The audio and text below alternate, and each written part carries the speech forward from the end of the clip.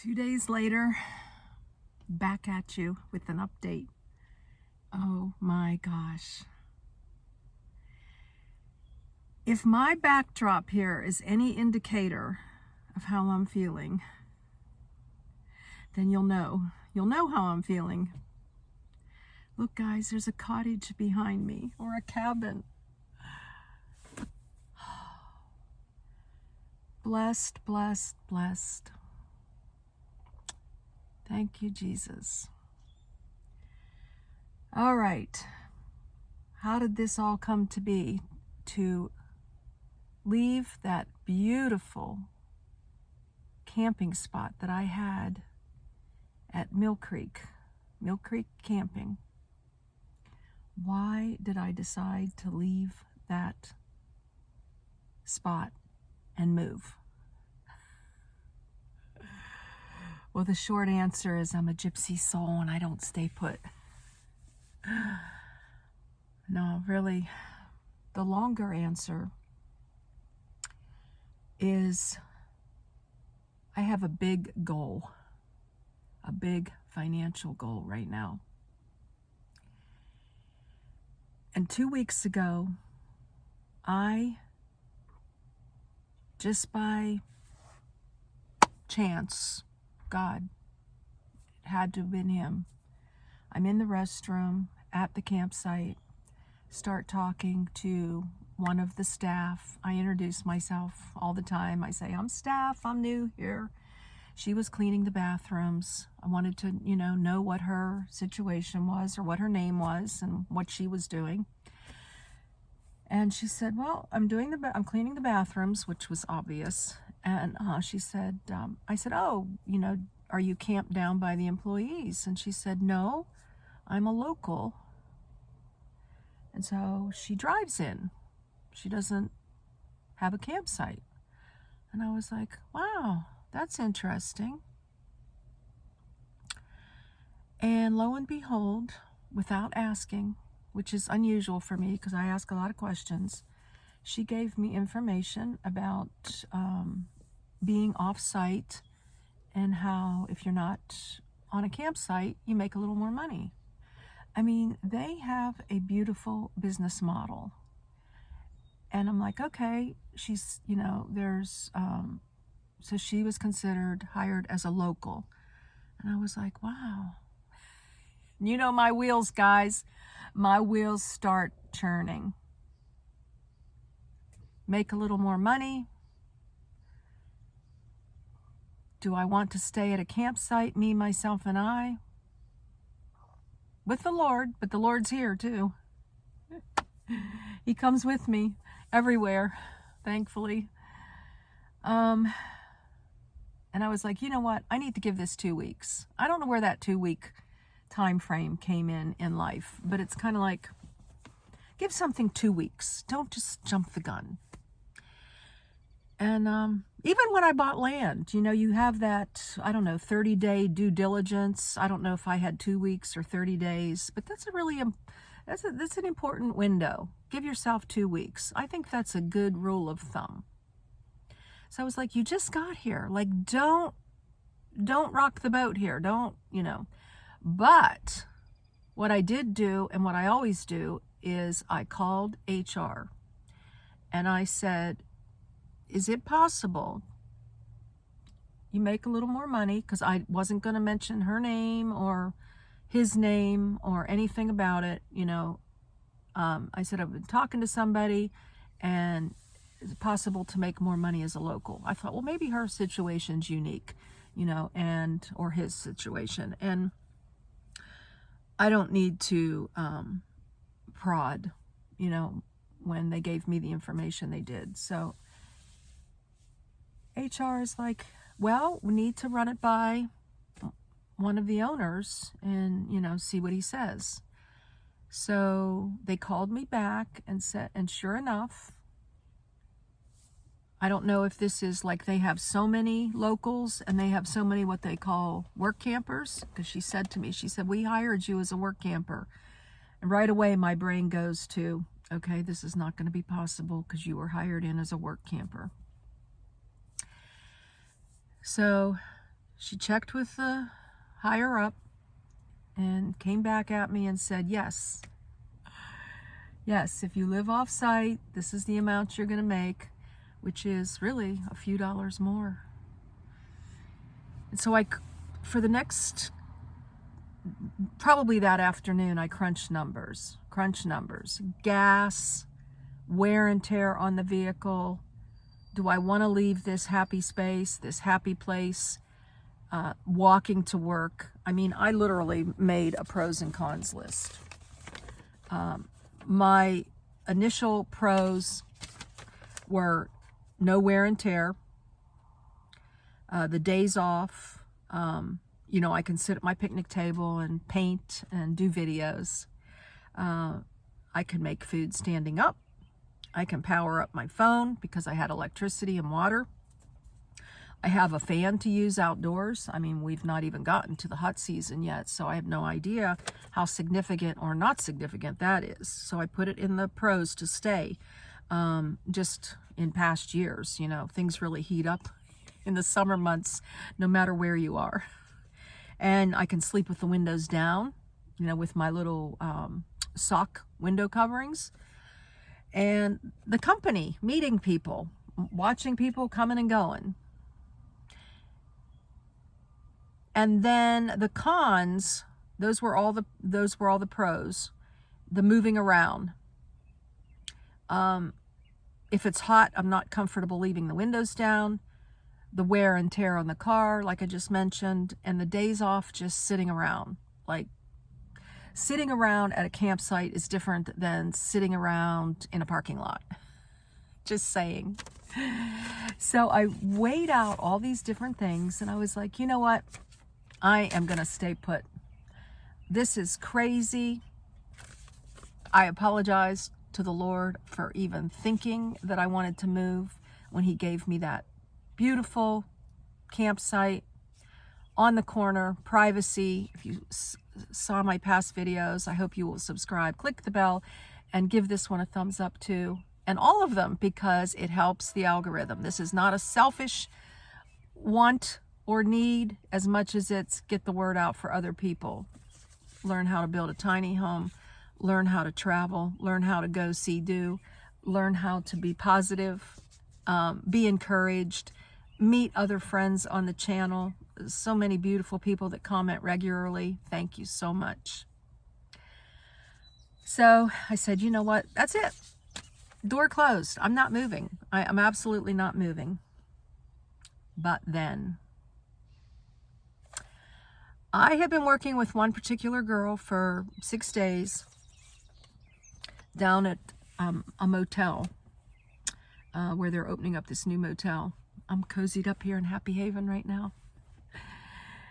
And we were going to be teaming up together to do housekeeping. Well, they pulled her for further work at the motel, and I got back into the swing of housekeeping with the cabins,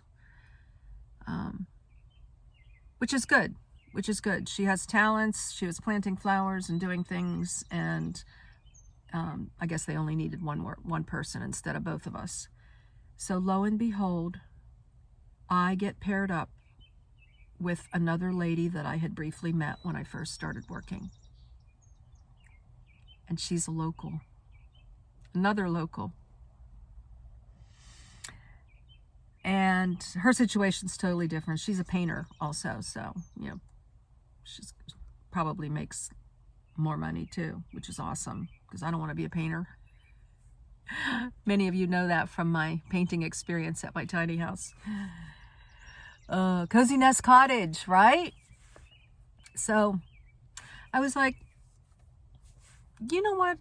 I've been thinking about, it just came out of the blue. Like, we're cleaning, we're getting to know each other, we're talking about many different things. We're on the same page with so many things, and I got really comfortable with her. Our faith, our political views, what's happening in the country, awesome, just beautiful. And so, you know, I said, wow. I said, you know, I had given some thought to working off-site, and you know, just didn't know how I could do that. I said, do you know of anything like around where where I could stay for, my thought was like $5-6 a night. Because remember, I had crunched numbers, and even though you're not paying for the site at Mill Creek and you're getting a higher wage, they've got a great business model. In essence, if you're a local, you are kind of paying for the site. Not kind of, but you have to pay for water, electric, septic. They could be renting the space out.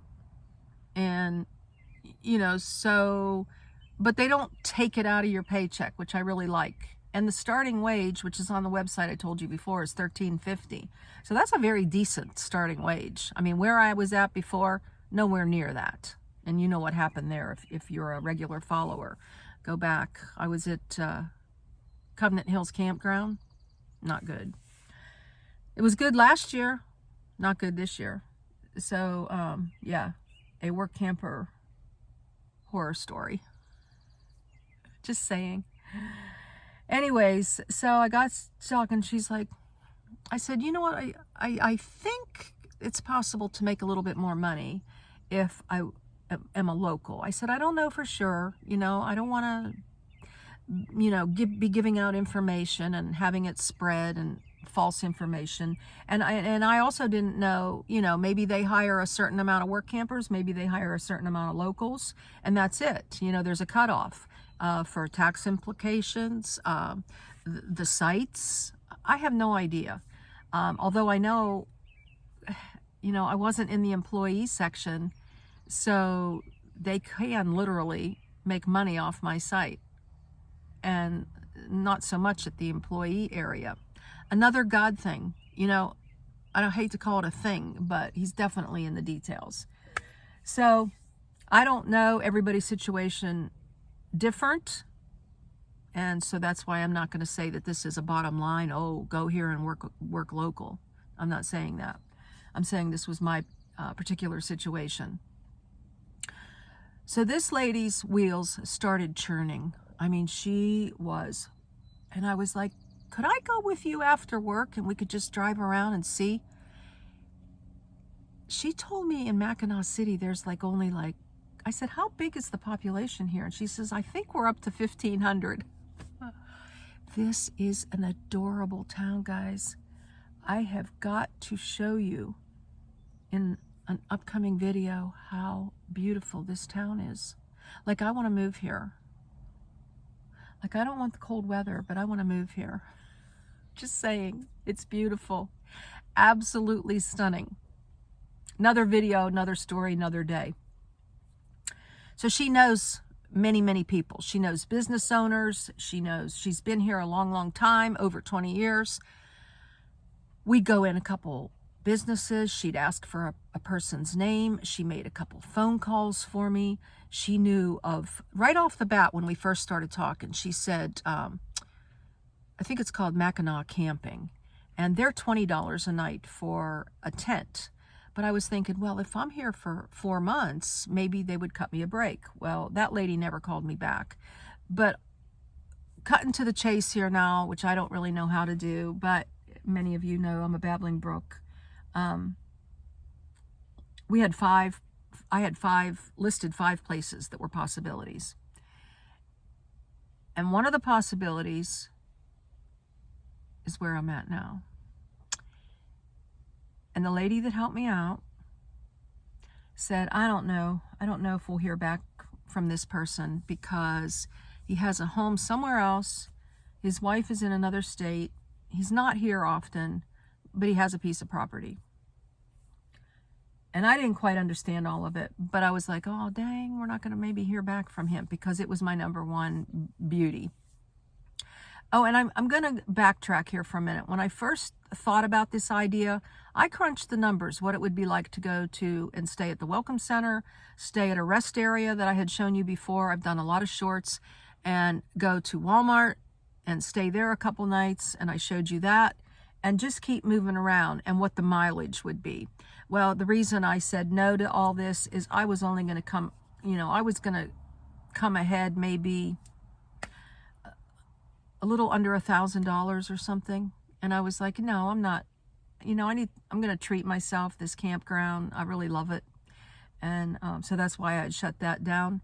But now, when I was able to find something here, jumping further ahead now to this decision, locally, where I'm only like 2.4 miles away, that's a beautiful thing. You get up in the morning, it's very, very peaceful. I'm going to show you this whole site in a second.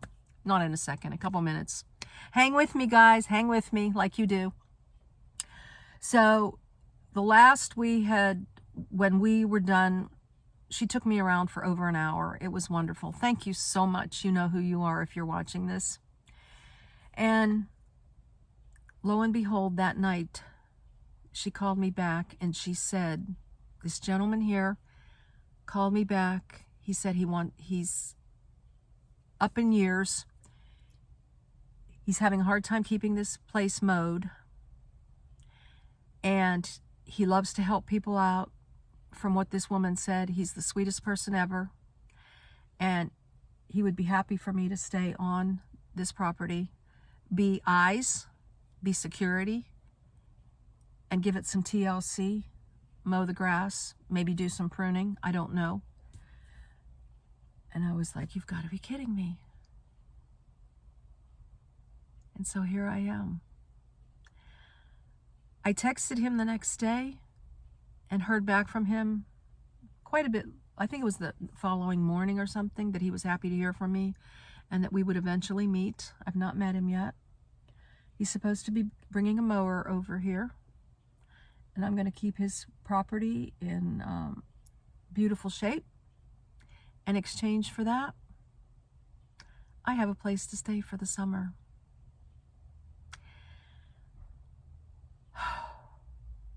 Thank you, Jesus. That's all I can say. What a blessing. What a blessing. So that's the story, guys.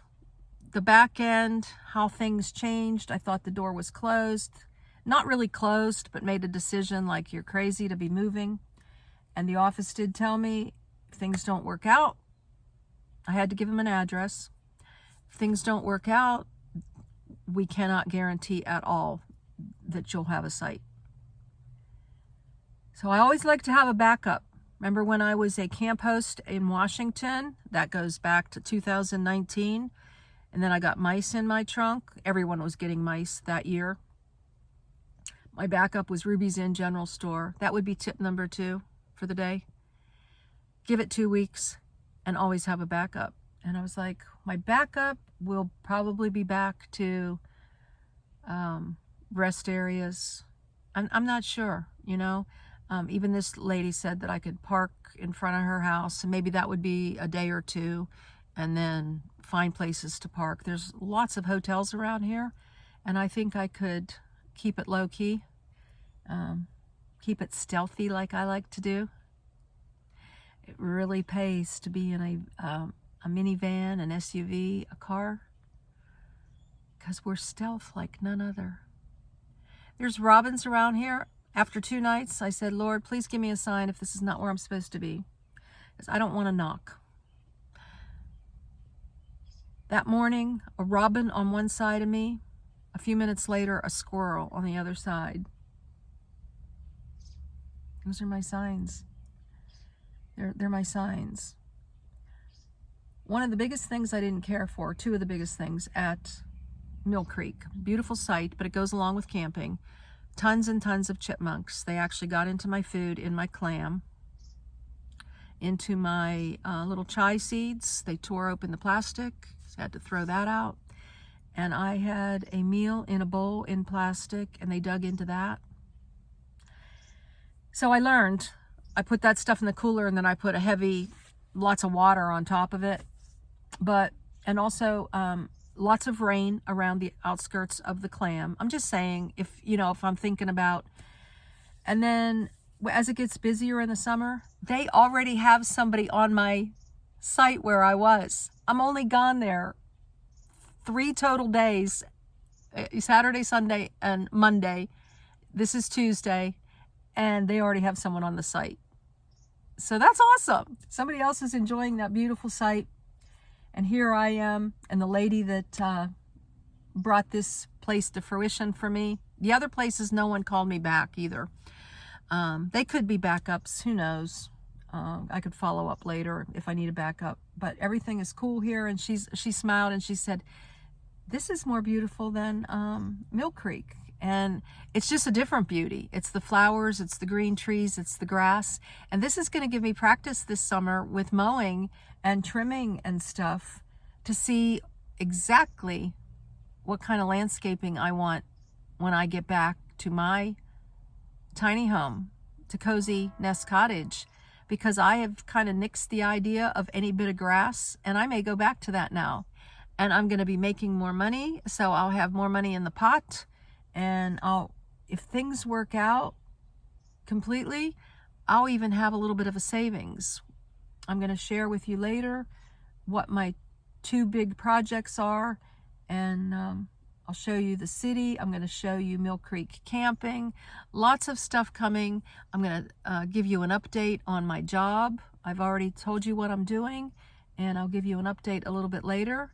I'm now in the retail store and housekeeping, so I'll give you how that's going. And that's it, guys. I'll show you the site now. I know I got really long-winded here, but I wanted to give you the full picture, the full update. And remember, when you're listening to this, you can take bits and pieces as you're moving through life to figure out, when things come up and you have to make decisions, give it 2 weeks and have a backup plan. All right, let me just show you around here for a quick minute. And I have to work today at 4:30. I'm in the store. And we'll see you in the next one.